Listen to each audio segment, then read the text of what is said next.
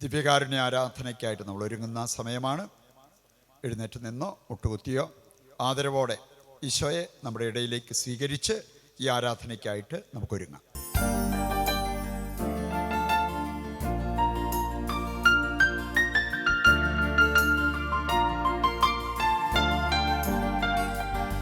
അബ്രഹാമിൻ നാഥനാരാധന, യാക്കോബിൻ ദൈവമേ ആരാധന, ഇസ്ഹാക്കിൻ ഇടയനേ ആരാധന, ഇസ്രായേലിൻ രാജനേ ആരാധന. ആരാധന ആരാധന ആരാധന ആരാധന ആരാധന ആരാധന ആരാധന ആരാധന ആരാധന ആരാധന ആരാധന ആരാധന ആരാധന ആരാധന ആരാധന ആരാധന.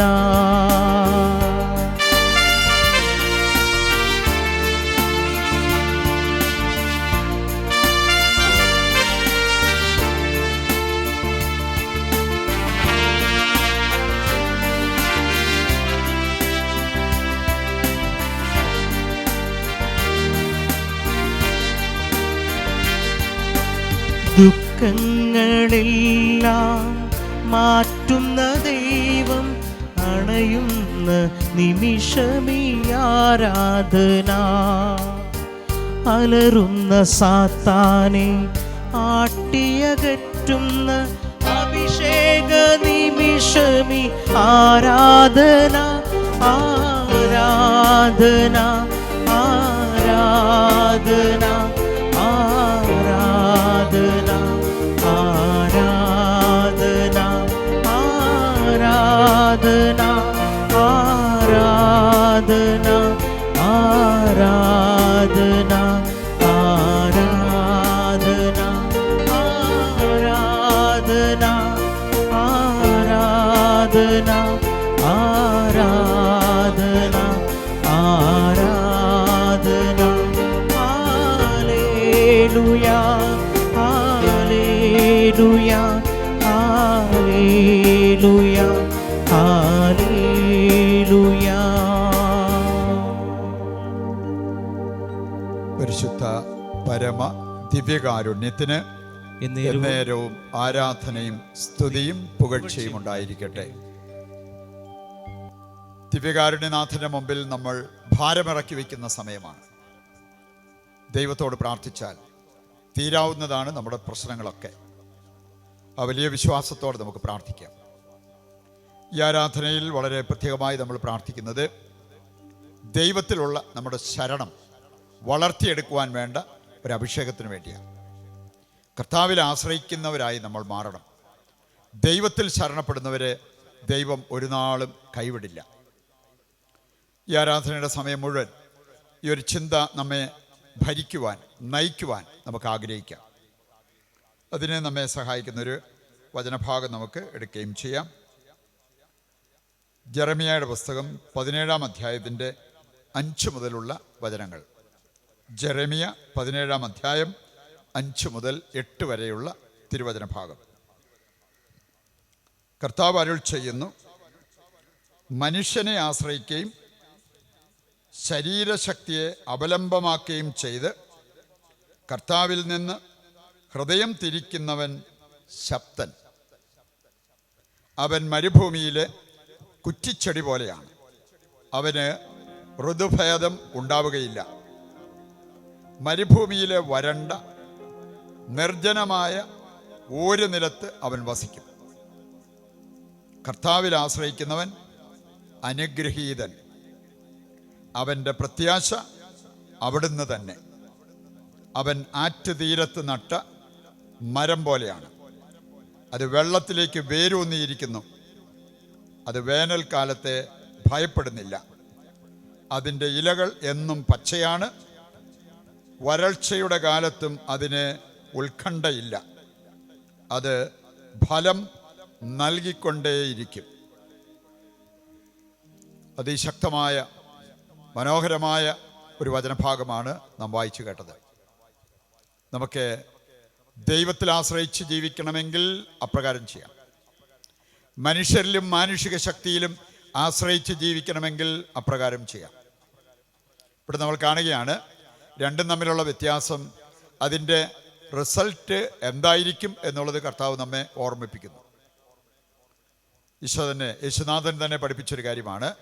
രണ്ട് യജമാനന്മാരെ സേവിക്കാൻ ആർക്കും പറ്റില്ല. രണ്ട് യജമാനന്മാരെ, ദൈവത്തെയും മാമോനെയും ഒരുപോലെ സേവിക്കാൻ നമുക്ക് പറ്റില്ല. മനുഷ്യരിലും മാനുഷിക ശക്തിയിലും ആശ്രയിച്ച് കഴിയുന്നവർക്ക് ദൈവാശ്രയത്വം ഉണ്ടാകില്ല. ദൈവത്തിൽ വേണ്ടതുപോലെ ആശ്രയിക്കാൻ അവർക്ക് പറ്റില്ല.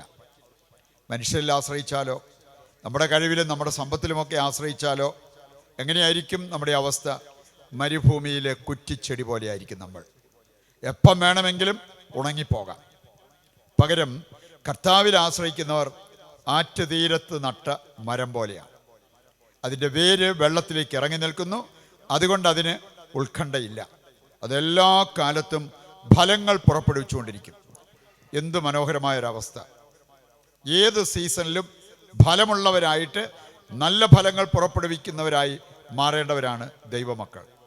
നമുക്ക് എഴുന്നേറ്റ് നിന്ന് കർത്താവിൻ്റെ ഈ വലിയ ഒരു വെളിപ്പെടുത്തൽ ഹൃദയത്തിലേക്ക് ഏറ്റെടുത്ത്, ഈ പഠനം ഏറ്റെടുത്ത് അതനുസരിച്ച് നമ്മുടെ ജീവിതത്തെ ക്രമീകരിക്കുവാൻ, ദൈവത്തിൽ പൂർണ്ണമായിട്ടും ആശ്രയിക്കുന്നവരായി മാറുവാൻ കൃപ നൽകണമേ എന്ന് ദൈവത്തോട് പ്രാർത്ഥിച്ചുകൊണ്ട് നമുക്ക് ഈ ആരാധനയുടെ ഗാനത്തിൽ പങ്കുചേരാം.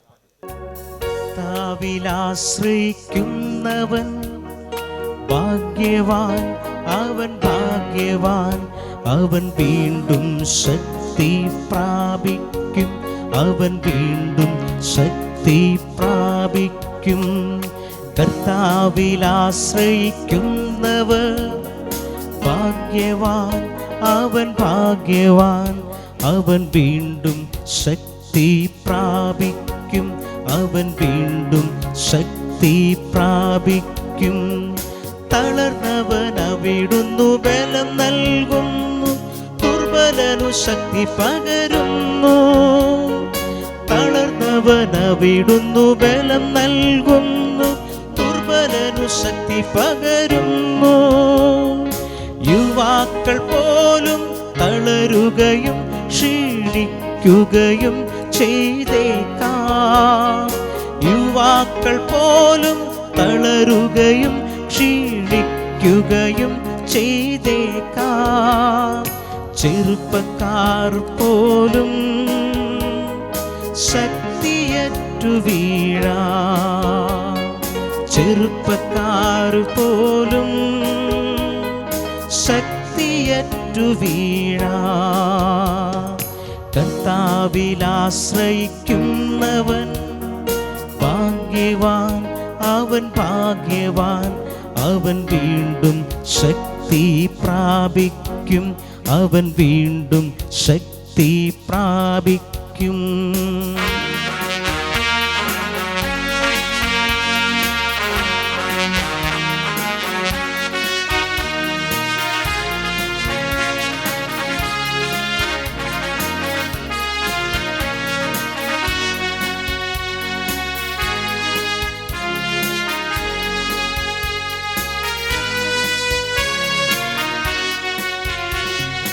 ആരാധന ആരാധന യേശുവേ ആരാധന. ആരാധന ആരാധന യേശുവേ ആരാധന. ആരാധന ആരാധന യേശുവേ ആരാധന. ആരാധന ആരാധന യേശുവേ ആരാധന. നിങ്ങളുടെ ദൈവമായ കർത്താവിനെ നിങ്ങൾ ആരാധിക്കേണമേ.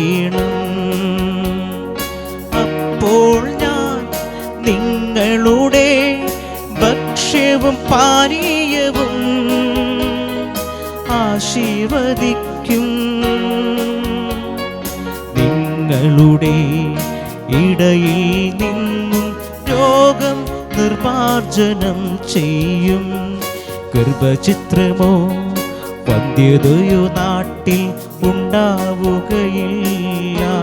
നിനക്കു ഞാൻ ദീർഘായുസ്സും തരും. ആരാധന ആരാധന യേശുവേ ആരാധന. ആരാധന ആരാധന യേശുവേ ആരാധന. ഹല്ലേലൂയ ഹല്ലേലൂയ ഹല്ലേലൂ ഹല്ലേലൂയ ഹല്ലേലൂയ ഹല്ലേലൂയ ഹല്ലേലൂ ഹല്ലേലൂയ. ദിവ്യകാരുണ്യനാഥൻ്റെ ശക്തമായ സാന്നിധ്യ അനുഭവത്തിൽ നമുക്ക് സ്വസ്ഥാനങ്ങളിൽ ഇരിക്കാം. ശാന്തമായി ദൈവത്തിൻ്റെ കരുണയെക്കുറിച്ച് ധ്യാനിക്കാം. ഈ കരുണ നമ്മുടെ ജീവിതത്തിലേക്ക് കോരിയെടുക്കുവാൻ ആവശ്യമായത് എന്തെന്ന് നമുക്ക് തിരിച്ചറിയാം. പ്രിയപ്പെട്ടവരെ, നിങ്ങൾക്കും അറിയാവുന്നതുപോലെ ഒരു 40 പ്രാവശ്യമെങ്കിലും വിശുദ്ധ ഫൗസ്റ്റീനയ്ക്ക് യേശു പ്രത്യക്ഷപ്പെട്ടു. അവിടെയെല്ലാം യേശു എടുത്തു പറഞ്ഞ ഒരു കാര്യമുണ്ട്. ദൈവത്തിൻ്റെ കരുണ അത് കടൽ പോലെ വിശാലമാണ്. ദൈവ കരുണ കടൽ പോലെ വിശാലമാണ്. അതോടൊപ്പം കർത്താവ് ഒരു കാര്യം സൂചിപ്പിച്ചു. ഈ കടലിൽ നിന്നും കരുണ കോരിയെടുക്കണമെങ്കിൽ ഒരു കുടം ആവശ്യമാണ്. അതാണ് ദൈവാശ്രയത്വം. ദൈവത്തിൽ ആശ്രയിക്കുക, ദൈവത്തിൽ ശരണപ്പെടുക. ഈ ശരണക്കേട് വലിയൊരു പാപമായിട്ട് തന്നെ നമ്മൾ കാണണം. ദൈവത്തിൽ ശരണപ്പെടാൻ സാധിക്കുന്നത് വലിയൊരു നേട്ടത്തിലേക്ക് നമ്മളെ നയിക്കും. ദൈവത്തിൻ്റെ കരുണ കോരിയെടുക്കുവാൻ അത് നമ്മെ സഹായിക്കും എന്നുള്ളത് കർത്താവ് തന്നെ വെളിപ്പെടുത്തിയ കാര്യമാണ്. ഈശോയിലേക്ക് നോക്കുക. കരുണയുടെ കടലായ യേശുവിലേക്ക് നോക്കി ഈ കരുണ നമുക്ക് ലഭിക്കുവാൻ ആഗ്രഹിച്ച് പ്രാർത്ഥിക്കാം. അതിനാവശ്യമായ കുടം, ദൈവാശ്രയത്വം, അത് വളർത്തിയെടുക്കുവാൻ നമുക്ക് തീരുമാനമെടുക്കാം. ഏതാനും വചനങ്ങളിലൂടെ നമ്മുടെ ഹൃദയവും മനസ്സും ഒന്ന് കടത്തിക്കൊണ്ടു പോയാൽ ഈ ആശ്രയത്വം, ദൈവത്തിലുള്ള ആശ്രയത്വം, അതിൻ്റെ ശക്തി, മനോഹാരിത, സൽഫലങ്ങൾ നമുക്കും മനസ്സിലാക്കാൻ പറ്റും. സങ്കീർത്തനം 2:12 വചനം പറയുന്നത്, കർത്താവിൽ ശരണം വയ്ക്കുന്നവർ ഭാഗ്യവാന്മാർ. കർത്താവിൽ ശരണം വയ്ക്കുന്നവർ മനുഷ്യരിലോ മാനുഷിക ശക്തിയിലോ സമ്പത്തിലോ ആരോഗ്യത്തിലോ ഒന്നുമല്ല. കർത്താവിൽ ശരണം വയ്ക്കുന്നവർ ഭാഗ്യവാന്മാർ. സങ്കീർത്തനം 115 വചനത്തിൽ പറയുന്നത്, കർത്താവിൽ ശരണം വയ്ക്കുവിൻ, അവിടുന്നാണ് നിങ്ങളുടെ സഹായവും പരിചയം. ദൈവം നമുക്ക് സഹായവും പരിചയമായി മാറും. എപ്പോഴാണ്? കർത്താവിൽ ശരണം വയ്ക്കുമ്പോൾ.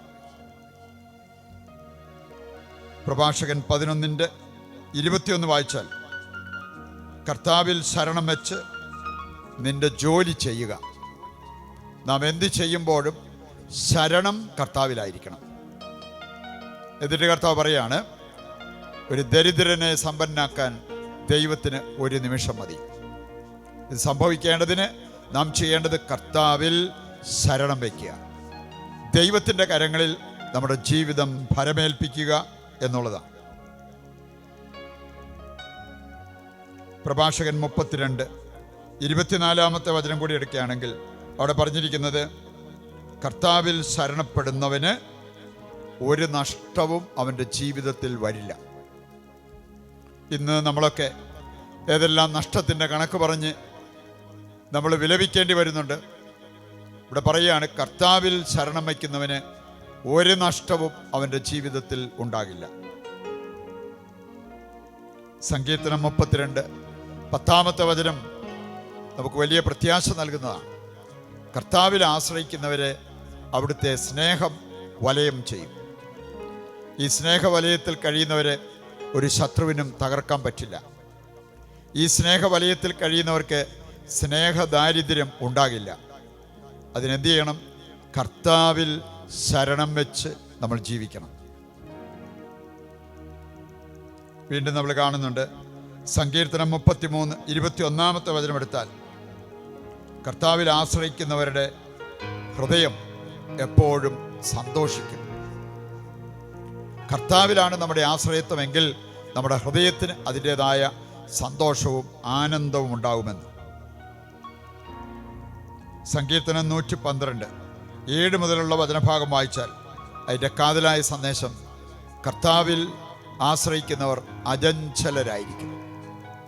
ദുർവാർത്ത കേട്ടാലും ജീവിതത്തിൽ ചില പരാജയങ്ങൾ സംഭവിച്ചാലും വെട്ടിയൊരുക്കുന്ന അനുഭവം വന്നാലും അവർ അചഞ്ചലരായി തുടരും. കർത്താവേ, ആ വലിയ കൃപയ്ക്ക് ഞങ്ങളെ ഓരോരുത്തരെയും അങ്ങിൽ ശരണപ്പെടുന്നവരാക്കി മാറ്റണമേ എന്ന് ദൈവത്തോട് പ്രാർത്ഥിക്കാം. സങ്കീർത്തനം 118 വചനം ബൈബിളിൻ്റെ സെൻട്രൽ വചനമാണ്. അതിന് വളരെ കാതലായ ഒരു സന്ദേശവുമുണ്ട്. ഇവിടെ പറഞ്ഞിരിക്കുന്നത്, മനുഷ്യരിൽ ആശ്രയിക്കുന്നതിനേക്കാൾ കർത്താവിൽ ആശ്രയിക്കുന്നതാണ് നല്ലത്. കർത്താവിൽ ആശ്രയിക്കുന്നതാണ് നല്ലത്. മനുഷ്യരെക്കാൾ ദൈവത്തിൽ ശരണപ്പെടാൻ നമുക്ക് പറ്റണമെന്ന്. സങ്കീർത്തനം 118:9 വചനം പറയുന്നത്, പ്രഭുക്കന്മാരിൽ ആശ്രയിക്കുന്നതിനേക്കാൾ കർത്താവിൽ അഭയം തേടുന്നതാണ് നല്ലത്. നമ്മളൊക്കെ പലപ്പോഴും പിടിപാടുള്ള വ്യക്തികളിൽ ആശ്രയിച്ചുകൊണ്ട് ജീവിക്കാനുള്ള ഒരു പ്രവണത കാണിക്കും. ഇതിനേക്കാളൊക്കെ ഏറ്റവും പിടിപാടുള്ള വ്യക്തിയാണ് നമ്മുടെ ദൈവം. സങ്കീർത്തനം 125 വചനം കൂടി എടുക്കുന്നെങ്കിൽ, കർത്താവിൽ ആശ്രയിക്കുന്നവർ എന്നേക്കും നിലകൊള്ളുന്ന സിയോൺ പർവ്വതം പോലെയാണ്. എന്നേക്കും നിലകൊള്ളുന്ന സിയോൺ പർവ്വതം പോലെ. കർത്താവിൽ ആശ്രയിക്കുന്നവരുടെ നേട്ടങ്ങളാണ് ഇവിടെയെല്ലാം വിവരിച്ച് പറഞ്ഞിരിക്കുന്നത്. സുഭാഷിതങ്ങൾ 28:25 എടുത്താൽ, കർത്താവിൽ ആശ്രയിക്കുന്നവർ ഐശ്വര്യം നേടും എന്നാണ് പറഞ്ഞിരിക്കുന്നത്. നമ്മുടെയും ജീവിതത്തിന്, നമ്മുടെ കുടുംബത്തിൽ ഐശ്വര്യം വരാൻ ആഗ്രഹിക്കുന്നവരല്ലേ നമ്മൾ? അതിന് വേണ്ടത് കർത്താവിലുള്ള ആശ്രയത്വം. ദൈവത്തിൽ ശരണപ്പെടാൻ നമുക്ക് സാധിക്കണം. ഏതാനും നിമിഷങ്ങൾ കണ്ണുകൾ അടച്ച്, ഏതെല്ലാം മേഖലയിലാണ് നാം ശരണക്കേട് കാണിച്ചിട്ടുള്ളത്? നമ്മുടെ കണക്കുകൂട്ടലുകളൊന്ന് തെറ്റിയപ്പോൾ, അപ്രതീക്ഷിതമായ ചില സംഭവങ്ങൾ ഉണ്ടായപ്പോൾ ദൈവാശ്രയത്വം വിട്ട് ശരണക്കേട് കാണിച്ച നിമിഷങ്ങളെ ഓർത്ത് അനുതപിക്കുക. ദൈവത്തെക്കാൾ മനുഷ്യരെയും മാനുഷിക ശക്തിയെയും അപലംബമാക്കിയ നിമിഷങ്ങളെ ഓർത്ത് അനുതപിക്കുക. കർത്താവേ, എൻ്റെ അറിവില്ലായ്മ മൂലം ഇങ്ങനെയുള്ള കാര്യങ്ങൾ എൻ്റെ ജീവിതത്തിൽ വന്നുപോയി. ഇനി മുമ്പോട്ട് മറ്റാരെക്കാളുപരി അങ്ങിൽ ആശ്രയിക്കുവാൻ, മനുഷ്യരെക്കാളുപരി ദൈവമേ അങ്ങിൽ ആശ്രയിക്കുവാൻ, ഞങ്ങളുടെ ശക്തിയേക്കാൾ സമ്പത്തിനേക്കാളുപരി അങ്ങിൽ ശരണപ്പെടുവാൻ ഞങ്ങളെ സഹായിക്കണമെന്ന് പ്രാർത്ഥിച്ചുകൊണ്ട് ഈ അനുതാപ ഗാനത്തിൻ്റെ ഭാഗമായിട്ട് നമുക്ക് മാറാം.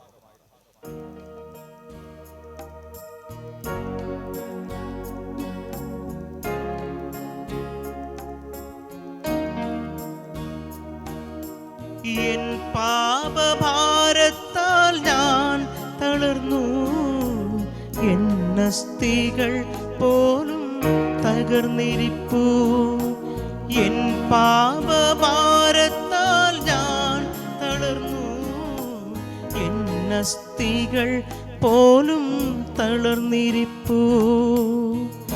അസ്വസ്ഥമാമെൻ്റെ ആത്മാവിനെ ഔഷധമീകി നീ സൗഖ്യമാക്കൂ.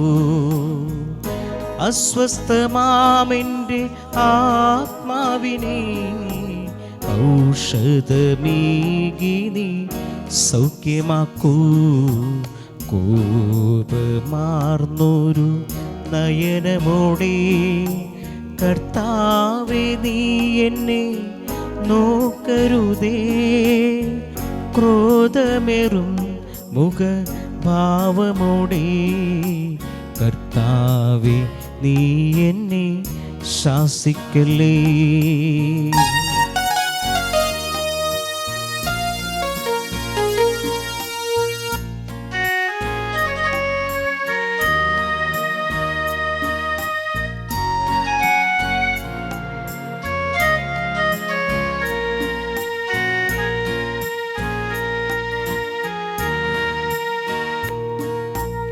നാഥാ നിൻ കാരുണ്യം മാത്രമല്ലോ പാപിയെനിക്കെന്നും ആശ്രയമേ. നാഥാ നിൻ കാരുണ്യം മാത്രമല്ലോ പാപിയെനിക്കെന്നും ആശ്രയമേ. എൻ്റെ വിലാപം നീ ശ്രവിച്ചിടണേ, വിളി കേട്ടു നീ അണഞ്ഞിടണേ. എൻ്റെ വിലാപം നീ ശ്രവിച്ചിടണേ, എൻ വിളി കേട്ടു നീ അണഞ്ഞിടണേ. കോപമാർന്നൊരു നയനമോടെ കർത്താവേ നീ എന്നെ നോക്കരുതേ. ക്രോധമേറും മുഖഭാവമോടെ കർത്താവേ നീ എന്നെ ശാസിക്കല്ലേ. കോപമാർന്നൊരു നയനമോടെ കർത്താവേ നീ എന്നെ നോക്കരുതേ. ക്രോധമേറും മുഖഭാവമോടെ കർത്താവേ നീ എന്നെ ശാസിക്കല്ലേ. കർത്താവേ നീ എന്നെ ശാസിക്കല്ലേ. കർത്താവേ നീ എന്നെ ശാസിക്കല്ലേ. ഏതാനും നിമിഷങ്ങൾ നിശബ്ദതയിൽ ഹൃദയത്തിൽ ചില നല്ല തീരുമാനങ്ങളെടുത്ത് നമുക്ക് പ്രാർത്ഥിക്കാം. നമ്മൾ കേട്ട വചനങ്ങളുടെ വെളിച്ചത്തിൽ മനുഷ്യരെക്കാൾ മാനുഷിക ശക്തിയിൽ എന്നതിനേക്കാൾ ദൈവത്തിൽ ആശ്രയിക്കുന്നവരായി മാറുവാൻ തീരുമാനമെടുക്കും. അങ്ങനെയുള്ളവരെ ദൈവം സമർത്ഥമായി അനുഗ്രഹിക്കും. അവരുടെ ജീവിതത്തിലും കുടുംബത്തിലും അത്ഭുതങ്ങൾ നടക്കുന്നത് കാണാൻ ദൈവം ഇടവരുത്തും. നല്ല തീരുമാനങ്ങളെടുത്ത് പ്രാർത്ഥിച്ചുകൊണ്ടിരിക്കട്ടെ.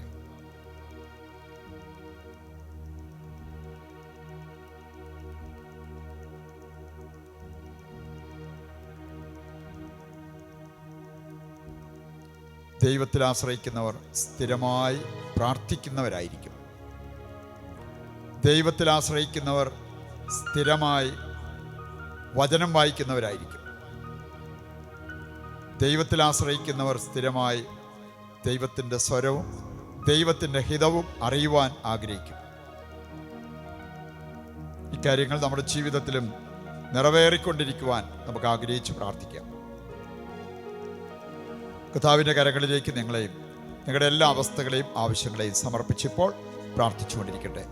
കരുണയുള്ള ദൈവമേ, അവിടുത്തെ കരുണ ഈ മക്കളുടെ മേൽ വർഷിക്കണമേ എന്ന് പ്രാർത്ഥിക്കുന്നു. കർത്താവെ, അങ്ങയോട് ചേർന്നിരുന്ന് പ്രാർത്ഥിക്കുന്ന ഇവരെ അവിടുന്ന് തൊട്ട് സുഖപ്പെടുത്തണമേ. അങ്ങൊന്ന് സ്പർശിച്ചാൽ ഞങ്ങൾക്ക് സൗഖ്യം ലഭിക്കും. കർത്താവെ, അങ്ങ് ഞങ്ങളോട് സംസാരിച്ചാൽ ഞങ്ങൾക്ക് ബോധ്യങ്ങൾ ലഭിക്കും. അവിടുന്ന് ഇവരുടെ കൂടെ നിന്ന് വഴി നടത്തണമേ, സഹായിക്കണമേ എന്ന് ഞങ്ങൾ പ്രാർത്ഥിക്കുന്നു. കർത്താവെ, മനുഷ്യരെക്കാൾ അങ്ങിൽ ആശ്രയിക്കുവാൻ ഞങ്ങൾ തീരുമാനമെടുത്ത് പ്രാർത്ഥിക്കുന്നു. പ്രാർത്ഥനയിലൂടെ വചനശ്രവണത്തിലൂടെ കർത്താവെ അങ്ങിൽ ശരണപ്പെടുവാൻ ഞങ്ങളിതാ തീരുമാനമെടുക്കുന്നു. അവിടുത്തെ കരുണയുടെ കടലിൽ നിന്നും കോരിയെടുത്ത് ഞങ്ങളുടെ ജീവിതത്തിൽ മുന്നോട്ട് പോകുവാൻ കർത്താവെ ഈ ശരണമാകുന്ന കുടം അങ്ങ് ഞങ്ങളെ ഏൽപ്പിക്കണമേ. ഈ നിമിഷം കർത്താവെ ഇവരുടെ എല്ലാ ആവശ്യങ്ങളിലേക്കും അവിടുത്തെ ശക്തി അയക്കണമേ. ഇവരുടെ എല്ലാ പ്രയാസങ്ങളിലേക്കും പ്രശ്നങ്ങളിലേക്കും അവിടുത്തെ ശക്തി അയക്കണമേ. ഇവർക്ക് നൽകണമേ, സൗഖ്യം നൽകണമേ, സമാധാനം നൽകണമേ എന്ന് പ്രാർത്ഥിക്കുന്നു. പ്രിയപ്പെട്ടവരെ, കെട്ടുവാനും അഴിക്കുവാനും സുഖപ്പെടുത്തുവാനും വിശുദ്ധീകരിച്ച് വിടുതൽ നൽകുവാനും അഭിഷേകം ചെയ്യുവാനും അങ്ങ് നൽകിയിരിക്കുന്ന അധികാരത്തിന് കീഴിൽ നിന്നുകൊണ്ട് ഇവരെ ആശീർവദിച്ച് അനുഗ്രഹിക്കുന്നു. പിതാവിൻ്റെയും പുത്രൻ്റെയും പരിശുദ്ധാത്മാവിൻ്റെയും നാമത്തിൽ ആമേൻ. ശിരസ് നമിക്കാം. ദിവ്യകാരുണ്യത്തിൻ്റെ ആശീർവാദം നമുക്കിപ്പോൾ ഏറ്റെടുക്കുകയും ചെയ്യാം.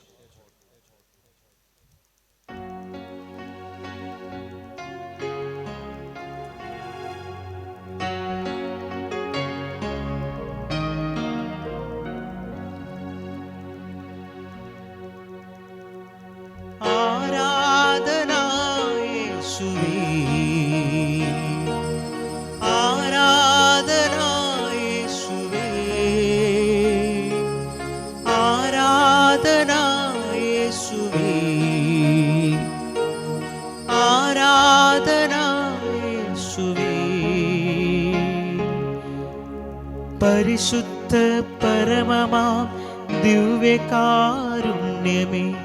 എന്നേരവും അങ്ങേയ്ക്കാരാധന.